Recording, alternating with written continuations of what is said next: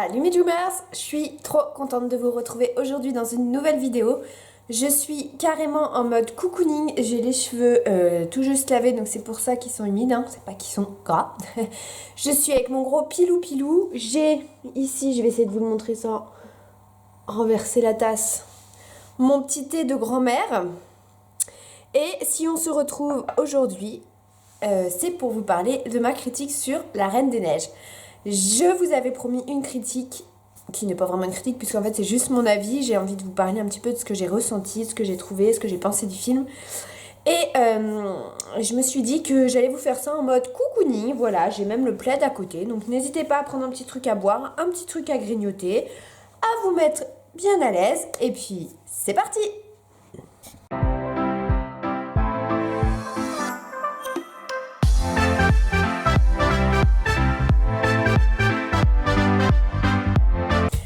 Alors, déjà, je tiens à vous prévenir, cette vidéo va sans doute contenir des spoilers du film. Donc, si vous n'avez pas vu le film et que vous ne voulez pas être spoilé, ne regardez pas. J'ai personnellement adoré le film. Je fais partie de ces gens qui ont été un petit peu blasés suite au... comment dire, au phénomène qu'a pris le premier film, l'ampleur que le premier film a pris, qui ne supporte plus la chanson Libéré, délivré, même si aujourd'hui ça va un peu mieux. Je vous avoue que je l'ai entendu peut-être 20 fois, bonjour le chat, je l'ai peut-être entendu 20 fois dans lors d'une convention sur Once Upon a Time, donc autant vous dire que je n'en pouvais plus. Et oula, et donc autant vous dire donc que je n'en pouvais plus et que j'appréhendais un petit peu de ce nouveau film de La Reine des Neiges parce que je savais pas trop comment ça allait se passer, si j'allais aimer et surtout ce que ça allait donner, parce qu'on sait que les suites Disney sont pas forcément exceptionnelles. Et j'ai été bluffée. La première chose que j'ai remarqué, alors je sais pas si c'est que j'y suis allée avec Soline parce qu'elle a fait beaucoup d'études en art et tout ça et elle dessine très bien. D'ailleurs je vous mets sa petite page en barre d'infos et ici son petit compte Instagram si vous voulez aller voir. Voilà, ça c'était l'instant promo. Donc Soline est très douée pour tout ce qui est dessin et les graphismes entre le premier film et le deuxième film ont évolué, mais un truc de fou. J'ai l'impression de redécouvrir Elsa et Anna et franchement c'était... mais magnifique quoi, vraiment des très très beaux graphismes. Deuxième point, les costumes. Mais mon dieu, chaque fois j'étais là à Sony, je lui disais j'ai trop envie de refaire un cosplay et tout, vraiment, mais une beauté, surtout la dernière tenue d'Elsa, voilà, c'est un gros coup de cœur. Je sais pas, je pense que je la referai jamais parce qu'elle doit être très très compliquée, mais si je savais coudre, mais bon sang, mais je l'aurais déjà fait 10 fois quoi.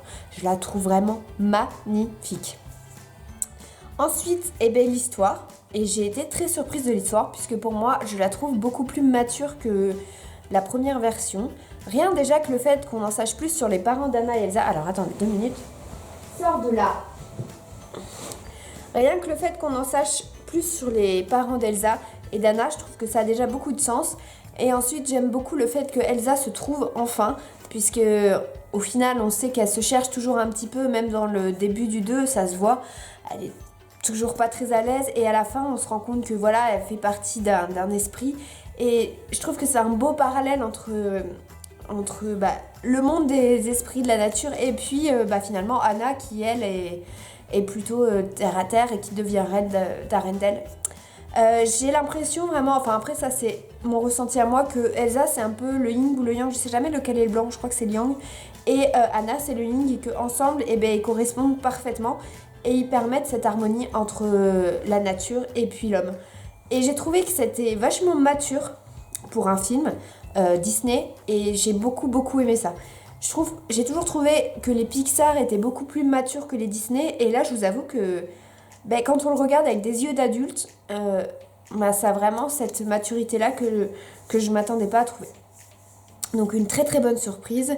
Les chansons pareil, j'ai adoré. J'ai pas trop aimé la chanson d'Anna quand Elsa elle meurt entre guillemets. Voilà, c'est celle que j'ai le moins aimée. J'ai adoré la chanson de Christophe, même si c'était vraiment une parodie, mais c'était génial. Je sais que cette chanson fait beaucoup débat. Moi je l'adore, je la trouve complètement décalée, complètement à l'ouest et c'est ça qui me fait rire. La chanson Je te cherche d'Elsa est magnifique, voilà, je pense que ça va être un petit peu le nouveau libéré, délivré de ce film-là. Et bien écoutez, aussi j'ai adoré la chanson d'Olaf. Olaf m'a toujours fait rire, même dans le premier je l'adorais. Mais alors dans le deuxième, mais j'étais pliée de rire toutes les 2 minutes quoi. C'était un truc de fou. Et j'étais vraiment pliée de rire. Je trouve qu'il ajoute ce petit côté légèreté, genre à un moment Samantha. Tu te dis mais il n'y a pas de Samantha dans le film. Enfin, et vraiment j'ai adoré, j'ai beaucoup aimé ce moment, cette façon d'apporter cette touche de légèreté, de fraîcheur. Et ouais, j'ai trouvé ça vraiment bien, je trouve qu'ils s'en sont bien débrouillés. Et puis, bah écoutez, je crois que c'est à peu près tout. Moi, personnellement, j'ai vraiment aimé. Et je vous avoue que je m'attendais pas à aimer autant. Je me suis sentie très très proche d'Elsa. Parce qu'elle se cherche beaucoup et que du coup, moi aussi, j'ai eu tendance beaucoup à me chercher avant un petit peu tout ça.